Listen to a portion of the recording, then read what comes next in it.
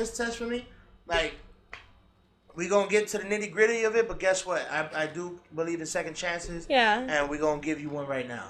You know what I'm saying? Like, Yeah. as an employer or a future employer, I would definitely give somebody a second chance. But that's nice that you think about it that way. But I'm on your ass. I'm on your ass, even if it does cost me a little bit more, bruh, because I don't know what success you can bring to my company. You know what I'm saying? Like, just because you committed an atrocity doesn't mean that you don't have good qualities prior to that atrocity. Oh, of course. You know what I'm saying?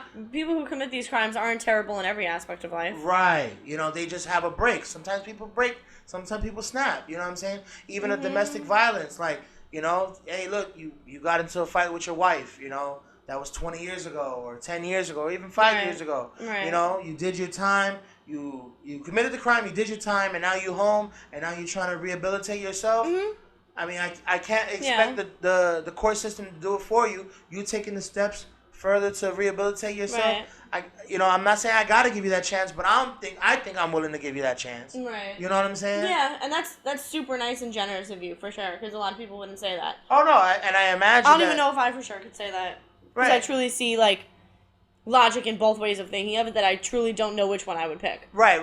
No, and I completely see that with a lot of things, and that's why, you know, me living on both sides of the fence, I would have to say that, yes, if you committed the crime and you did the time and you came home and you opted out of that life to then pursue a new life in a new way and form and fashion, yeah, bro, I'll give it to you. Right. You know? But I'm on your ass. It's going to be just harder for you. I ain't going to say 10 times harder, 5 times harder. It's just going to be harder for you, bro. Yeah, right. Something well, you have wrong. A lot more to prove than non-almost murderers, rapists, whatever the armed case robbers, may be. whatever the fuck, you know? Right. No, and that's the thing, you know. I would hope that person doesn't commit another crime in my facility or my vicinity, but, you know, I would hope to drive that to not be the possibility. You know what I'm saying? Right. And I mean, considering you to be the one who's going to give him the opportunity to start working, like, I don't think he'll probably kill you. You know? Just don't fire him. Not at first, right? But don't fire him, then he's going to kill your ass.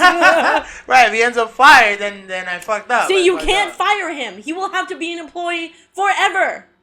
But wouldn't you be scared to fire somebody who comes... I don't know. You don't have to do your job. It's okay. Just don't kill anybody. Hey, I'm not coming in on Monday. Oh, don't worry, it's fine.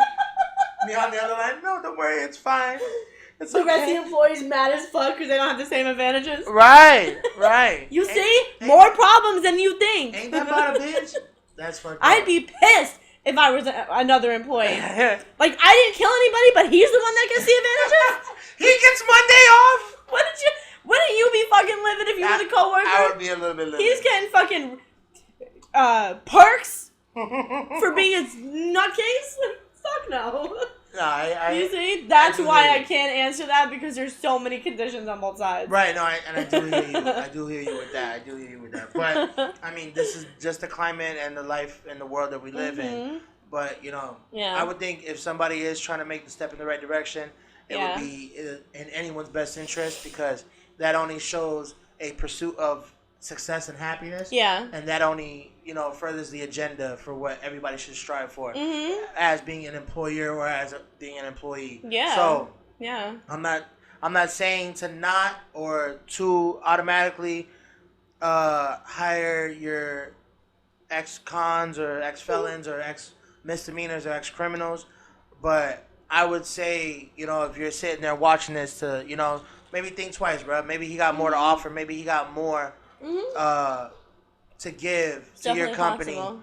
To where, bro, just take 5 minutes, man. Just take 5 minutes. Let's hear him out. Right. You know, if he tells you up front what it is, he's obviously being honest with you right here and now, and you know what's on the table. Right. If you have to read him. Yeah. If you feel uncomfortable about it, obviously he would tell you, hey, look, this is what I did. If you feel uncomfortable, just let me know so I can not waste your time and my time and get on with my day, because there's going to be 5 other interviews he got, you know, or she got. You know, there's young ladies commit crimes too. Yeah, true. There's female felons, that's for sure. You know, I'm just saying, Florida is famous for women criminals. But no, you know, because I say that because that documentary you showed me about the serial killer, the female serial killer is based out of Florida. Women Who Kill? Oh, I love that. The main one, Jane, whatever. The Florida prostitute one. Eileen Warner? There you go, Eileen Warner. Yeah. Wasn't she based out of Florida? Eileen Warner? Well, I don't know. It wasn't Warner, her last name. Yeah, no, she was out of Florida. She was a prostitute. She killed her Johns. Right. Mm-hmm. So that's what I'm saying. There's some serial killer bitches out of Florida, people. Just make sure you ready for these Florida problems. I'm just saying. No, stay away, please. We're full of psychos. Facts. So boom, let's do a shot. We're gonna close out here. We're just gonna have a little shot. All right. Nothing too harmful. Yeah, also props to the mom who stopped her son from committing a mass murder because she read his journal. That too. So props to that bitch. Shout out to you, moms. This shot's for you too. This shot's for you. This shot is for... I turned in my kid too. Fuck that. This shot is for the coach. This shot is for... Also, Tig and Andrea. Almost newlyweds. Whoop whoop. Newlyweds. Almost, not yet. Soon to be. This shot is for you. Cheers to you, motherfuckers.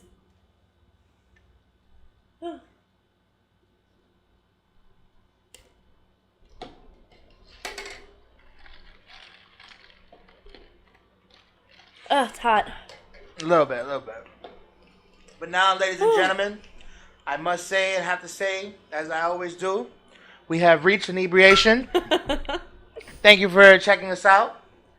We are on all social media platforms. We are on Facebook, Instagram, YouTube, Spotify, iTunes, SoundCloud, Pandora. Check us out on Pandora Podcast. We are also on Patreon. Check out our Patreon page. We will be having some interesting things coming out. We will be having merch. We will have merch. Stay tuned. Stay tuned, everybody. This has been another episode of the Inebriated Podcast. Thank you for listening.